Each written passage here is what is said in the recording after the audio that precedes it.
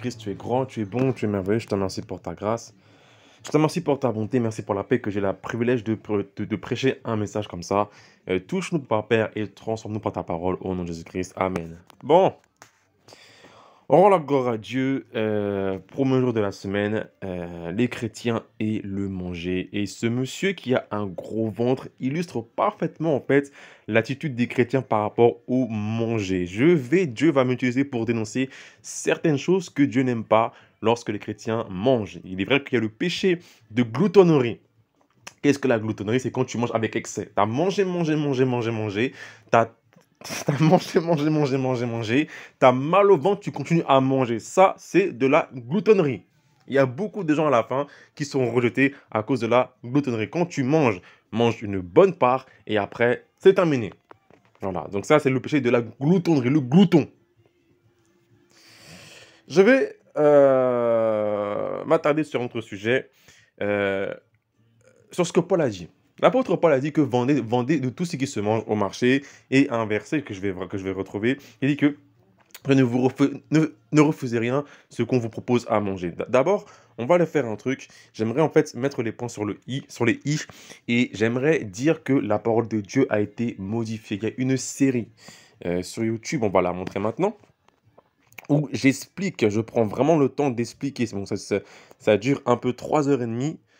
Ceux qui sont à la maison et que vous êtes nouveau sur la chaîne, dans les anciens sentiers, donc cette série-là, j'explique. Il y a trois vidéos qui parlent des versets modifiés de la parole de Dieu, et on va faire un tour sur Internet vite fait pour prouver la chose. D'accord? Romains 13, 12, 14. La nuit est avancée, le jour approche. Dépouillons-nous donc des œuvres des ténèbres et revêtons l'armure, les armes de la lumière. Marchons honnêtement, comme en plein jour, loin des excès de l'ivrognerie, de la luxure, de l'impudicité, donc fornication, des querelles, des jalousies. Mais revêtez-vous du Seigneur Jésus-Christ et n'ayez point de la chair pour satisfaire ce qu'on dit. Ici, il y a un problème. Ici, nous devons marcher honnêtement, comme en plein jour, loin des excès de l'ivrognerie, de la luxure, de l'impudicité, des querelles, des jalousies. Mais il y a le mot « mais ». Le mot « mais », c'est une opposition. Donc, ce qui veut dire que là, la parole de Dieu, en fait, déclare que nous devons marcher honnêtement comme en plein jour, loin des excès de l'impudicité, mais on doit se revêtir du Seigneur Jésus-Christ. Ce qui veut dire que ce « mais », le mot « mais » vient de « moins ». Ce qui veut dire qu'en fait, mais revêtez-vous du Seigneur Jésus-Christ, et n'ayez point soin de la chair pour satisfaire ses convoitises. Annule le verset 13. Bah oui. Si le verset 14 serait une suite logique du verset 13, le mot n'aura pas été mais et. Parce que et, c'est comme plus.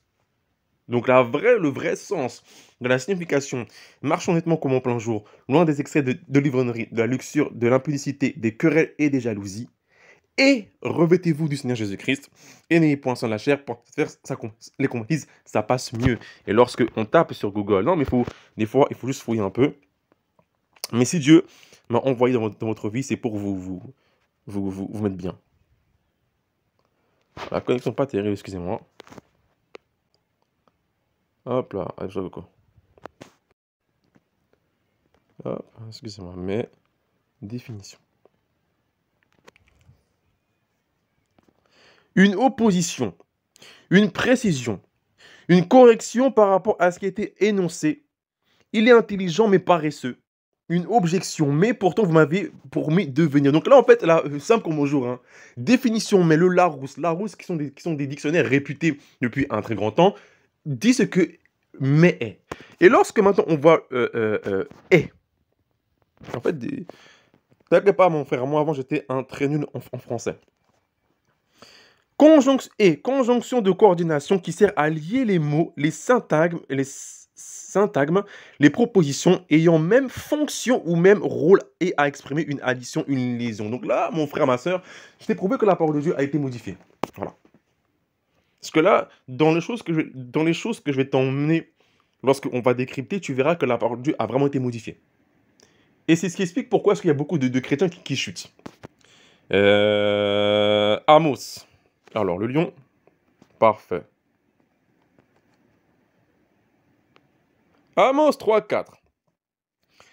Le lion rugit-il dans la forêt sans avoir une proie? Le lionceau pousse-t-il des cris au fond de sa tanière sans avoir fait une capture? Euh, Ici, le mot qui est intéressant, c'est le mot forêt.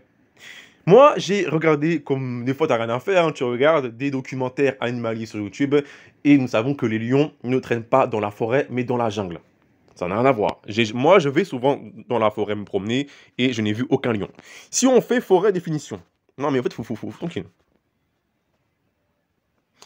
Vaste étendue de terrain couvert d'arbres ensemble de ces arbres. Forêt dense, impénétrable.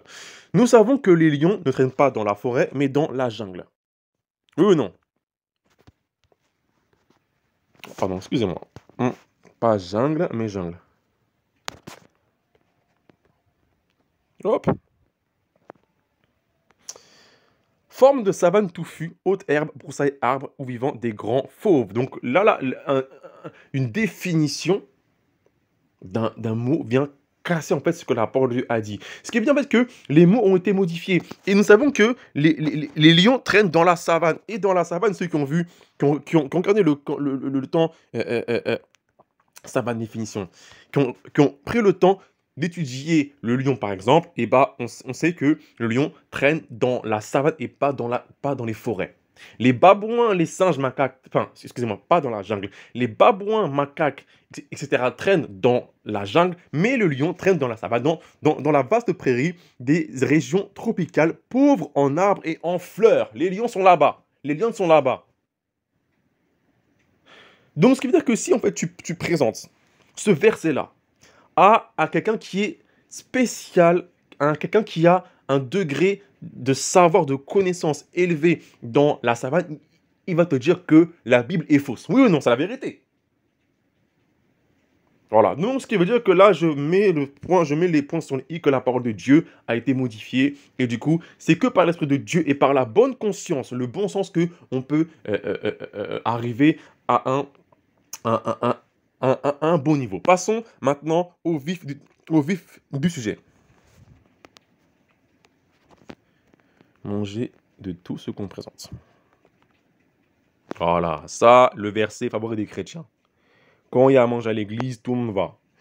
1 Corinthiens 10, 25. Mangez de tout ce qui se vend au marché, sans vous enquérir de rien par motif de conscience. Donc en gros, tu manges ce que tu veux. Et il y a beaucoup de versets. Alors, voilà. 1 Corinthiens 10, 29. Ça, les gens, ils kiffent ça. Si un non-croyant vous invite et que vous voulez y aller, mangez de tout ce qu'on vous présentera, sans vous enquérir de rien par motif de conscience. Nous avons donc les versets. Alors, mon frère, ma soeur, je vais t'expliquer un truc par rapport à la nourriture. La nourriture qu'on te propose, elle est spirituellement contaminée. Et c'est pour ça qu'il y a beaucoup de frères chrétiens et sœurs. Ils ont ce verset-là en tête. Ils aiment manger.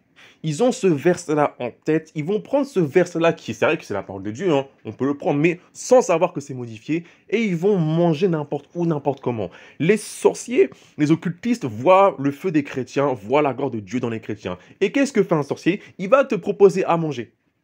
Et du coup, le chrétien, parce que la parole de Dieu l'autorise, il va manger, manger, manger. Et spirituellement, il va perdre son feu, il va être tiède, il va devenir charnel.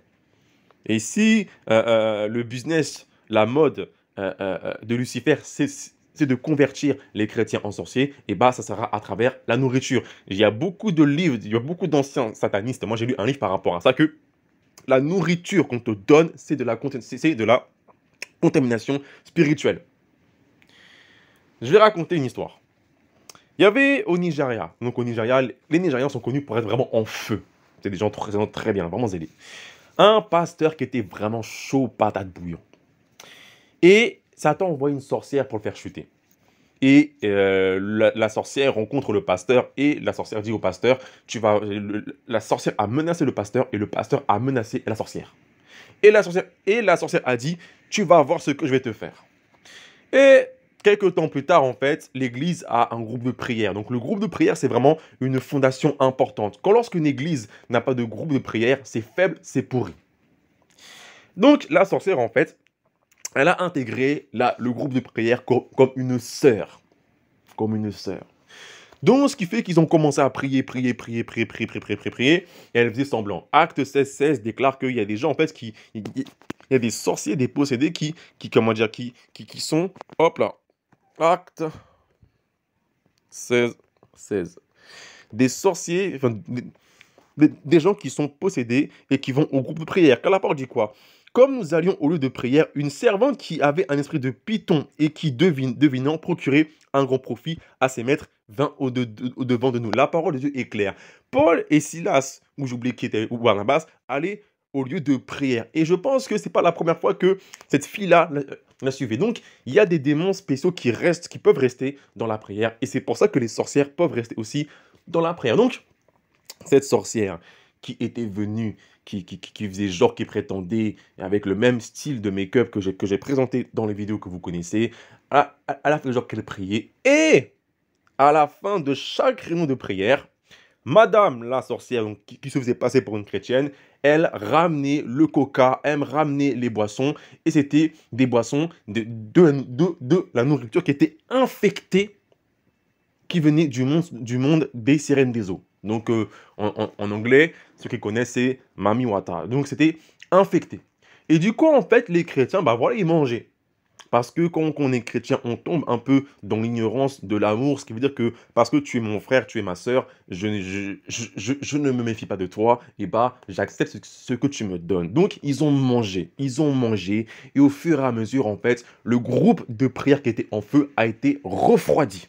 Voilà. Boum! Refroidi.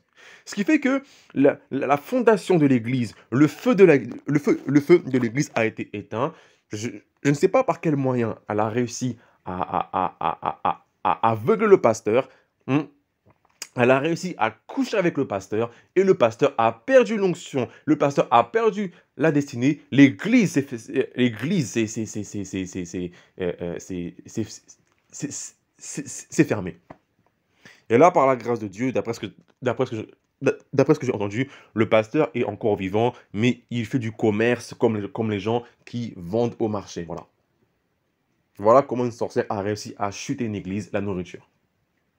Donc là, le témoignage que je te dis, la parole de Dieu est vraie, mais des fois c'est modifié. Tu vois, ça confirme que les versets qu'on a vus par rapport à la parole de Dieu a été modifié.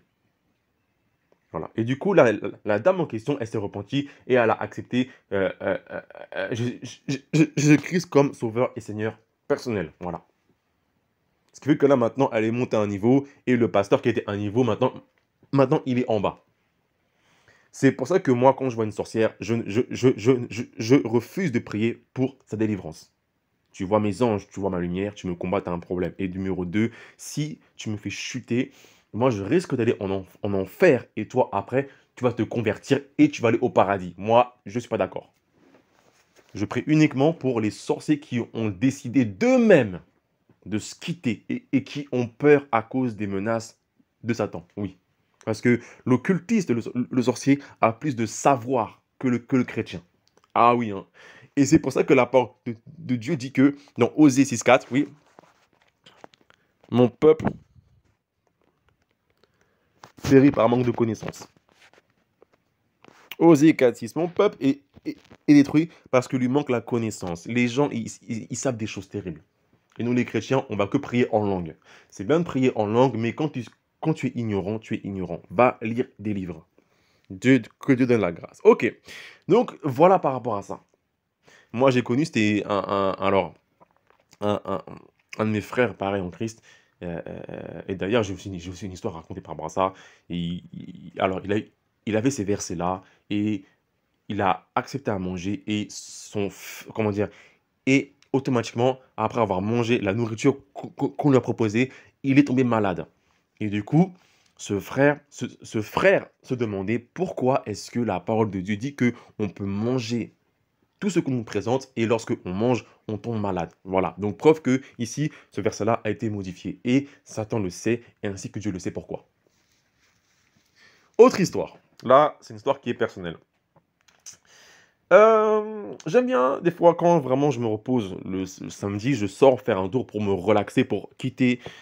J'éteins mon téléphone et il reste à la maison et je vais me balader. Et normalement, je prends un train et ce train-là, en fait, la ligne du train, les rails étaient en travaux. Donc, ce qui veut dire que les gens faisaient des travaux et ils ont remplacé ça par des bus de substitution. Donc, je rentre dans le bus, je me mets au fond et le chauffeur démarre et je vois que le chauffeur ne connaît pas la route des gares. Et comme moi, c'est un coin que je connais par cœur, je connais les routes. Donc, du coup, je vais devant et je commence à l'indiquer quelle route qu'il faut prendre de peur qu'il se perde. Donc, il y avait le chauffeur, donc c'était un arabe, et il y avait un régulateur. Donc, le régulateur, c'est le gars en fait qui s'occupe de manager les bus. Et il était derrière le chauffeur. Donc, je commence à parler avec eux, voilà, je dirige, nanana, et du coup, on fait des blagues. Et dans mon cœur, en fait, je voulais vraiment évangéliser l'arabe qui conduit ainsi que ce régulateur de bus. Et donc, on parle et tout, on rigole et tout, nanana. Et lorsqu'on arrive au terminus, je les laisse et je leur dis, Jésus vous aime. Ah, et j'ai dit, voilà, messieurs, Jésus vous aime. L'arabe, il a accepté ça, mais par contre, le régulateur qui était un noir, donc un, un, un Guadeloupéen, un Guadeloupéen, il a dit, non, Dieu vous aime, hein, Dieu vous aime, pas Dieu vous aime. Il a annulé la phrase que j'ai dit. J'ai dit, Jésus vous aime haut et fort, il a dit Dieu vous aime. Donc lui là, quand il a dit cette phrase-là, lui, j'ai senti que lui, c'est un sorcier. Parce que tu as aucun droit de dire que Dieu aime les gens alors que j'ai dit Jésus. Pourquoi est-ce que il a dit Dieu vous aime? Dieu, ça peut être Allah. Dieu, ça peut être Krishna. Dieu, ça peut être, Satan, je te dis, n'importe quel serviteur de Dieu et servante de Dieu. Dieu, ça peut être ton téléphone portable, oui. Donc lui, il vient, il a commencé, il a cassé ce que j'ai dit, je l'ai regardé et j'ai dit, lui, à mon avis, c'est un sorcier, bref. Et du coup, je vais dans un parc et du coup, mon esprit commence à calculer la personne. Et du coup, je me suis rendu compte que c'était vraiment un sorcier avec les mensonges qu'il m'a dit. Et lorsque je veux rentrer à la maison, il faut que je prenne le même bus. Et en fait, je retombe en fait sur ce même gars-là. Donc voilà, moi je fais genre, on commence à parler. Et il vient et il me sort une limonade. Il me dit, t'as soif? J'ai refusé. Il m'a proposé à boire de la limonade. Il m'a dit, t'as soif? J'ai refusé. Si j'aurais bu cette limonade, j'aurais accepté ce cadeau, je ne sais pas si est-ce qu'aujourd'hui je serais au même niveau.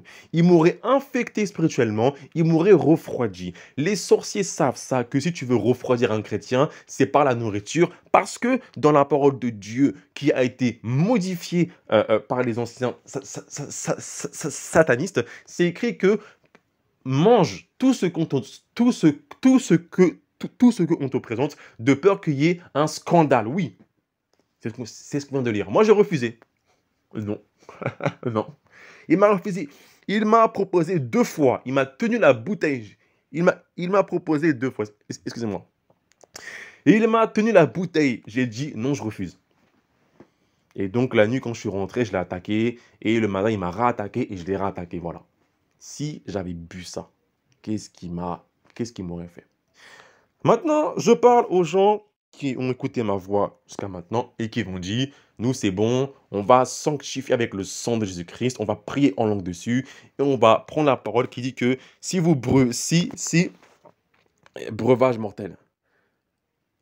Voilà. Quiconque boit des breuvages mortels, ils saisiront les serpents. S'ils boivent quelques breuvages mortels, ils ne leur feront point de mal. Voilà.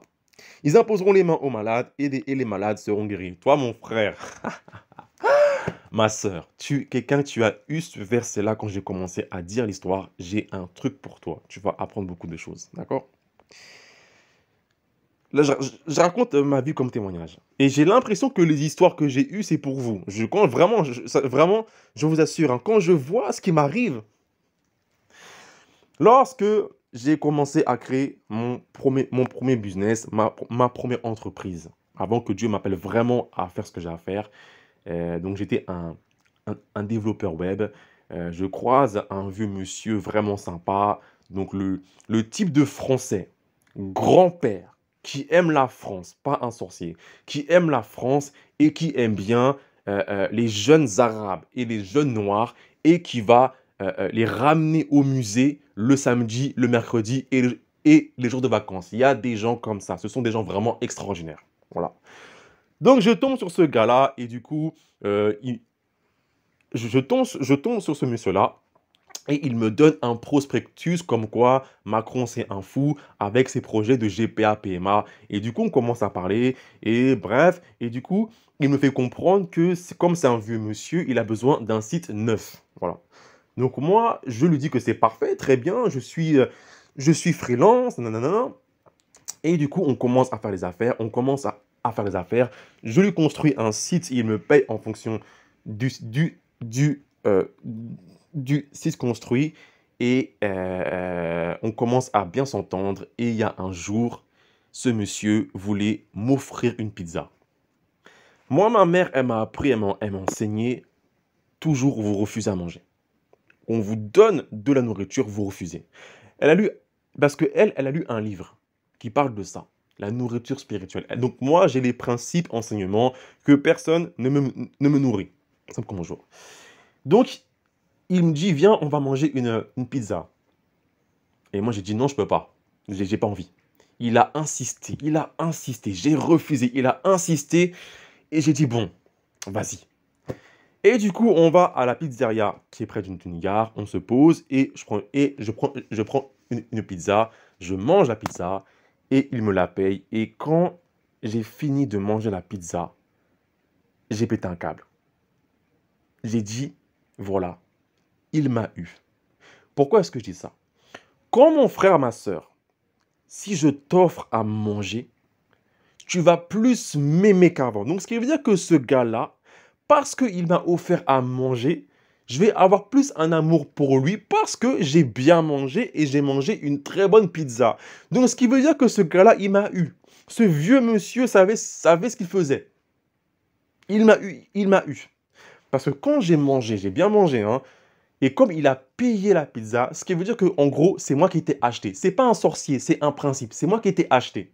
C'est moi qui ai été acheté, c'est moi qui t'ai nourri, c'est moi qui t'a fait aimer la bonne bouffe. Maintenant, tu vas être mon esclave et tu vas répondre à mes demandes. Et du coup, quand tu as bien mangé, tu vas avoir du mal à dire non lorsque la personne t'embête. Oui, c'est la vérité. C'est la vérité. Là, je parle surtout à un monsieur qui est étoile numéro 5. Étoile numéro 5, madame, mon frère, ma soeur, vous êtes des gourmands, des grands gourmands, à l'excès, des vrais gloutons. Et vous, avec la nourriture, on peut vous corrompre.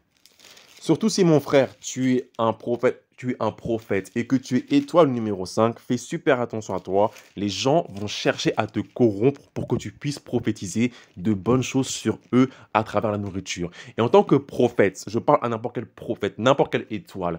Ah oui, n'importe quel prophète, n'importe quelle étoile. Quand on te donne à manger, ton cœur, il est corrompu. Oui.